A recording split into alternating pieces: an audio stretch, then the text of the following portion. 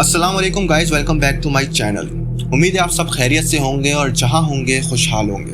अल्लाह पाक आप सबको सेहत और तंदुरुस्ती वाली लंबी ज़िंदगी अता फरमाए, और जो लोग बीमार हैं अल्लाह पाक उनको सेहत अता फरमाए, और जो लोग रुखसत हो चुके हैं अल्लाह पाक उनके दर्जात को बुलंद फरमाए। आमीन। बढ़ते हैं आज की स्टोरी की तरफ। मेरा नाम ज़ुहैब है, मेरा ताल्लुक़ कराची से है। मैं आज आपसे अपना वाक़या शेयर कर रहा हूँ। ये मेरी फैमिली के साथ पेश आया था सन 2008 में। हमारी फैमिली में घूमने फिरने का बहुत रुझान है। हम हर साल 2 से 3 बार पिकनिक पॉइंट वगैरह पे ज़रूर जाया करते हैं, क्योंकि हम लोग शुरू से ही जॉइंट फैमिली में रहते आ रहे हैं। इसलिए हमारी फैमिली में घूमने फिरने के बहुत शौकीन हैं, खासकर मेरे अब्बू और मेरे चाचू।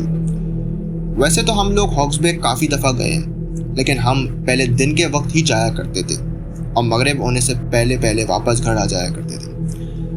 लेकिन एक दिन हमारे चाचू ने प्लान बनाया कि हम लोग रात में हट बुक करवाएंगे और पूरी रात वहीं रुकेंगे और फिर सुबह होने के बाद वापस घर आ जाएंगे, क्योंकि बकरा ईद को गुजरे 1 हफ्ता ही हुआ था और गोश्त अच्छा खासा बचा हुआ था। तो हम सब ने प्लान बनाया कि गोश्त लेकर जाएंगे और बारबेक्यू कर लेंगे। उस दौरान हट्स वगैरह फुल चल रहे थे, क्योंकि पिकनिक का सीज़न चल रहा था। बड़ी मुश्किलों से हमें एक हट मिला जो काफ़ी हट्स के मुकाबले में अलग बना हुआ था। चाचू ने बुक करवा लिया और अगले दिन हम शाम में हॉक्स बे के लिए निकल गए। रास्ता काफ़ी लंबा था, तो हमें पहुंचते पहुंचते मगरिब हो जाती। जब हम हॉक्स बे की तरफ पहुंचने ही वाले थे कि अचानक एक ज़ोरदार आवाज़ आई और ड्राइवर ने बस अचानक रोक दी। हमने उतर के देखा, बस का टायर बस्ट हो चुका था। सब बस से उतरे, टायर चेंज किया और फिर हम सब अपनी मंजिल की तरफ दोबारा रवाना हो गए। थोड़ी देर बाद बस अचानक झटका मारकर बंद हो गई। ड्राइवर से पूछा कि क्या हुआ है। ड्राइवर ने कहा कि इंजन में कोई मसला आया है। हमारा हट चंद कदम के फासले पर ही रह गया था। चाचू ने कहा कि हम सब यहाँ से पैदल ही चले जाएंगे, तुम बस लेकर सही करवा लो, कहीं वापसी में कोई और मसला ना हो जाए। हम सब पैदल ही चले गए और ड्राइवर बस लेकर चला गया। जब हम पहुँचे तो मगरिब हो चुकी थी। चौकीदार ने हमें हट की चाबी दी और हमने अपना सामान हट पर रखकर पानी में चले गए। थोड़ी देर बाद नहाने धोने के बाद हम वापस हट में आए और बारबेक्यू स्टार्ट कर दी। भूख भी काफ़ी लग रही थी। वो हट बहुत पुराना बना हुआ था। उसे देखकर ऐसा लग रहा था जैसे काफ़ी टाइम से यहाँ कोई आया ना हो। और ऊपरी वाली मंजिल पर एक कमरा बना हुआ था, वो अंदर से लॉक हुआ था। मैं पीछे की तरफ से सीढ़ी लगाकर ऊपर चढ़ा और कमरा अंदर से जाकर खोल दिया।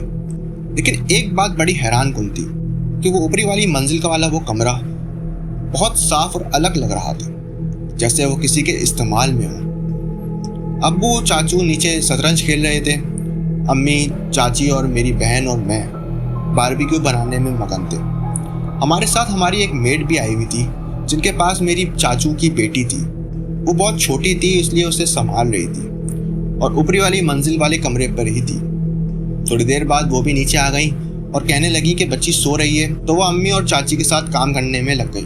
अम्मी वॉशरूम के लिए ऊपर गई, देखा तो बच्ची उठ गई थी और रो रही थी। तो अम्मी बच्ची को सुलाने की कोशिश करने लगी। थोड़ी देर में लाइट चली गई। अम्मी ने मोबाइल की टॉर्च ऑन करी। जैसे ही मोबाइल की टॉर्च ऑन करी, देखा तो अम्मी के बराबर में एक औरत बैठी हुई थी, जिसने सफ़ेद कलर का कफन पहना हुआ था। वो अम्मी से कहती है कि ये मेरा कमरा है, तुम्हारी हिम्मत कैसी हुई मेरे कमरे में आने की। अम्मी डर के मारे बच्ची को उठाती हैं और जैसे ही कमरे से बाहर भागती हैं, कमरे का दरवाज़ा बंद हो जाता है। मैं नीचे बैठा हुआ था, मुझे अम्मी की चीखने की आवाज़ आई। मैं, अब्बू और हम सब ऊपर की तरफ भागे। दरवाज़ा बंद था। मैंने दरवाज़ा खोलने की कोशिश की, पर वो नहीं खुल रहा था। अम्मी की आवाज़ भी बंद हो चुकी थी। अब्बू और चाचू ने धक्का मारकर दरवाज़ा खोला।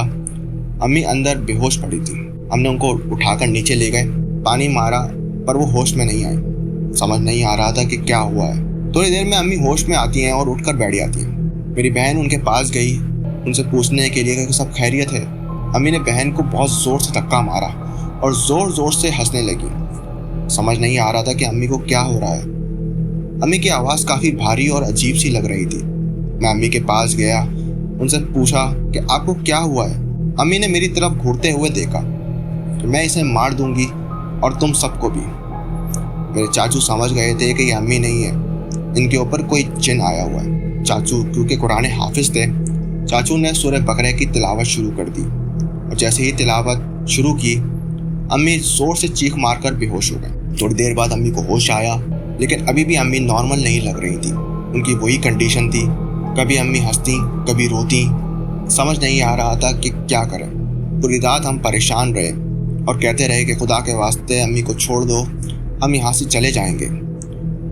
जैसे ही फजर की अजान हुई, अम्मी ने एक जोरदार कहका लगाया और फिर बेहोश हो गई। चाची ने अम्मी के मुंह पर पानी मारा।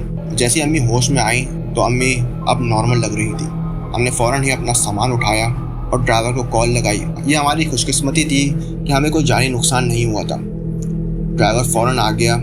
हमने अपना सामान उठाया और वहाँ से निकल गए। उस दिन के बाद से हमारे दिल में काफ़ी खौफ बैठ गया था और हम अगले 1-2 साल के लिए पिकनिक में जाने से गुरेज करा।